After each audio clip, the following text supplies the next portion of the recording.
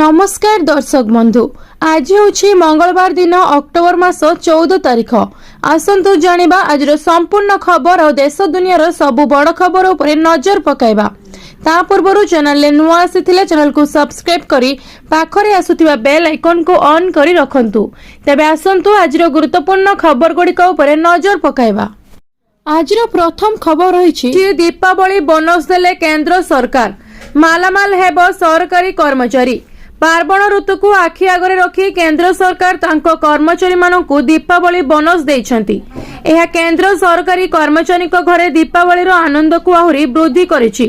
भारत सरकार कर्मचारी मानक पई बोनस एवं महंगा भत्ता वृद्धि घोषणा करिछंती। एहार अर्थ होछि दीपावली पूर्व अपेक्षा अधिक आलोकरे परिपूर्ण हेबो। आसंतु जानिबा केंद्र सरकार कर्मचारी मानकु केते बोनस देइछंती। केंद्र सरकार डीए रे 3% वृद्धि करिसेंती। एहार अर्थ होछि कर्मचारी मानक पई डीए एबे 55% रु 58% को वृद्धि पाइछि। एही डीए वृद्ध 1 जुलाई 2025 ठारू वैध।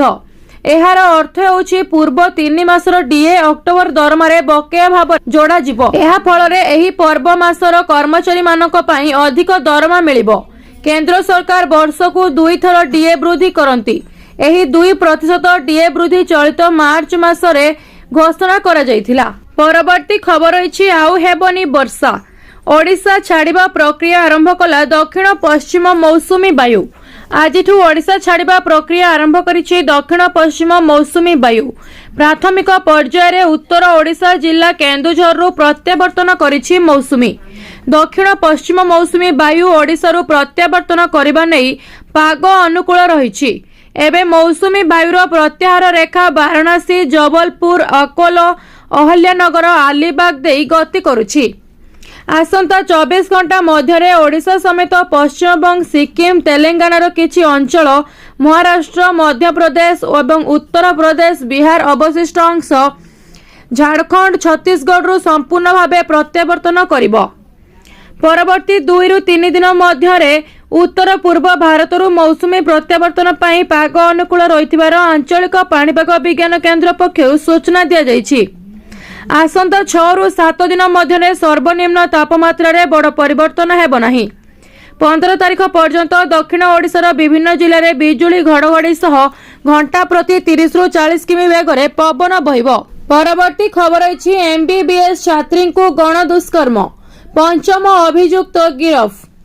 ओडिशार जणे एमबीबीएस छात्री सह गणदुष्कर्म अभियोग एक गुरुत्वपूर्ण सफलता हासिल करी दुर्गापुर पुलिस सोमवार एही मामलार पंचम अभियुक्त सेफिन उल्डू को गिरफ्त करिछि। एही सद्यतम गिरफ्तारी सहित हेफाजत निया जायथिबा व्यक्तिंक संख्या 5 को वृद्धि पाइछि। पूर्वरु पुलिस अपराधर 36 घंटा मध्यरे 3 जण संदिग्ध को गिरफ्त करिथिला। एहा परे चतुर्थ अभियुक्त को रविवार गिरफ्त करा जायथिला। गिरफ्त व्यक्ति माने आपो नासिरुद्दीन, रेजाउल शेख नासिरुद्दीन एवं वर्तमान सैफिन उल वर्तमान 10 दिनिया पुलिस रिमांड रे अछंती। सेमानक भूमिका एवं अन्य कोनोसी सहयोगी अछंती कि नहीं ताहा निर्णय करिबा पई पचराउचरा चलिछि। रिपोर्ट रे आहुरी कुआ जायछि जे अधिकारी शोभापुर निकटस्थ हॉस्पिटल कोठा पछपटरे जंगल को अंचल को सर्वे करिबा पई ड्रोन नियोजित करिबा सहित एक संपूर्ण तदंत करुछंती। एहा सहित शोभापुर निकटस्थ हॉस्पिटल कोठा पछरे थिबा जंगल अंचल को सर्वे करुछंती। परवर्ती खबर रही दिवाली स्कूल हॉलिडेज। पिलांको खुशी कहिले न सरे। 12 दिन पिला करिवे मजा मस्ती। दीपावली पई आजिठू स्कूल कॉलेज बंद। पाखई आसुछि दीपावली। सारा देश रे दीपावली पई प्रस्तुति आरंभ होई जाइछि। एही पर्व को नहीं छोट बड़ समस्ते अत्यंत उत्साहित। किछि राज्यर स्कूल गुड़िक दीपावली छुट्टी आरंभ कर सारिछंती। पिलांको पई मध्य दीपावली मजा मस्तीर दिन। एथिपाई आरंभ होई जाइछि स्कूल छुट्टी। राजस्थान स्कूल गुड़िक दीपावली छुट्टी घोषणा करिछंती। राजस्थान स्कूल गुड़िक आज ठारू दीपावली पई बंद रहिबो। सेहीपरि उत्तर प्रदेश, हरियाणा एवं बिहार रे मध्य दीपावली रे छुट्टी पालन करा जिवो। राजस्थान दीपावली छुट्टी शिक्षा विभाग घोषणा अनुसार राजस्थान स्कूल गुड़िक 13 अक्टोबर 24 अक्टोबर 2025 पर्यंत दीपावली छुट्टी पाई बंद रहिबो। ଏହି 12 ଦିନିया छुट्टी आजिठारु आरंभ होउछि, जहा छात्र छात्री एवं शिक्षक माननकु पर्वगुड़िकु उपभोग करिबा पई पर्याप्त समय देउछि। कर्नाटक स्कूल गुड़िकरे छुट्टी। कर्नाटक स्कूल गुड़िक वर्तमान छुट्टी रे अछि। जाति सर्वे रे शामिल शिक्षक माननकु सेमानकर काम समाप्त करिबाकु अनुमति देबा पई एही छुट्टी बढ़ाई दिया जाइछिला। परवर्ती खबर अछि, आश्चर्य करूछि रूपा दर। एका बेले 5000 पार। सुना को आखि देखै बढ़ी चलीछि रूपा। प्रतिदिन सुना और रूपा दर निर्धारण करा जाइथाय। केउ दिन दर कमी थाए तो केबे बढ़ी थाए, आउ पुणी केबे समान रही थाए। देश और राज्यर जारी होइछि सुना और रूपार नुआ दर। नजर पकांतु आज ओडिशा समेत देशर प्रमुख सहर मानकरे केते रहिछि सुना दर। आज भारतीय बजार रे 22 कैरेट सुना दर 10 ग्राम प्रति 1,14,950 टंका होइतिबा बेले 24 कैरेट सुनार मूल्य 10 ग्राम प्रति 1,25,400 टंका रहिछि। गतकाली अर्थात रविवार अपेक्षा सोमवार दर वृद्धि पाइथिबा देखिबाको मिलिछि। ओडिशार राजधानी भुवनेश्वर 22 कैरेट सुना दर 10 ग्राम प्रति 1,14,950 टंका होइतिबा बेले 24 कैरेट सुना मूल्य 10 ग्राम प्रति 1,25,400 टंका रहिछि। भुवनेश्वर रे गतकाली अपेक्षा आज दरर परिवर्तन होइछि। देशर प्रमुख सहर मानकरे भी सुना दर रे परिवर्तन होइथिबार देखिबाको मिलिछि। परवर्ती खबर अछि, नुआपड़ा निर्वाचन दुर्गम अंचलरू लोकंकु नेबा आनिबा करिवो हेलिकॉप्टर।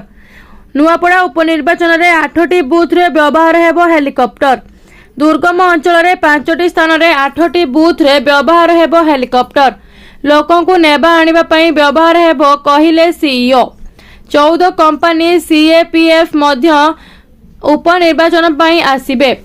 नुआपड़ा उपनिर्वाचन पई प्रकाश पाइछि विधिवत विज्ञप्ति। एथि सहित आज ठारू नामांकन करि परिबे प्रार्थी। तेबे आसंता 20 तारिख पर्यंत नुआपड़ा उपनिर्वाचन पई आशायी प्रार्थी माने नामांकन करि परिबे। एहा परे प्रार्थी पत्र जांच करा जिवो एवं चूड़ांत प्रार्थी तालिका घोषणा करा जिवो। निर्वाचन कमिशन को घोषणा मुताबक आसंता नवेम्बर 11 तारिख रे नुआपड़ा उपनिर्वाचन पई भोट ग्रहण हेबो आ 14 तारिख रे फलाफल प्रकाश पाइबो।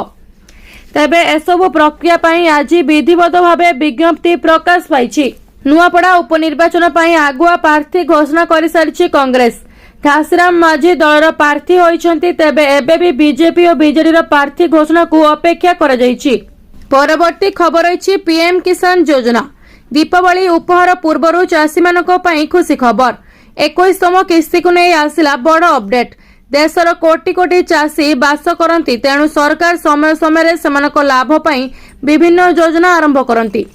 चाषी मानक आर्थिक भावर सशक्त करिया पई केंद्र सरकार प्रधानमंत्री किसान सम्मान निधि योजना आरंभ करिसंती।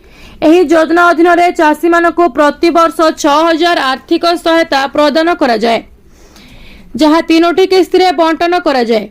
ए पर्यंत 20टी किस्ती पठा जाइछि एवं वर्तमान चाषी माने 21तम किस्ती पई उत्साहर सहित अपेक्षा करिसंती। सांप्रतिक रिपोर्ट अनुसार एही किस्ती दीपावली पूर्वरु चाषी अकाउंट रे पहुंची पारे। आसंतु आमे आपनको कहिबा जे एही योजना विषय रे कोन अपडेट आसीछि। 21तम किस्ती केबे आसी पारे। सरकार साधारणतः प्रति 4 मासरे किसान सम्मान निधि योजनार परवर्ती किस्ती जारी करिसंती। वर्तमान दीपावली अक्टोबर रे थिबारु सरकार चाषी मानकु दीपावली उपहार भाबरे 21तम किस्ती जारी करि पारंती बोली कल्पना जल्पना करा जाउछि। तेनु आशा करा जाउछि जे परवर्ती किस्ती दीपावली पूर्वरु अर्थात अक्टोबर शेष किंबा नवेम्बर आरंभ रे अकाउंट को आसी पारे। तथापि सरकारी तारीख एपर्यंत घोषणा करा जाय नाही।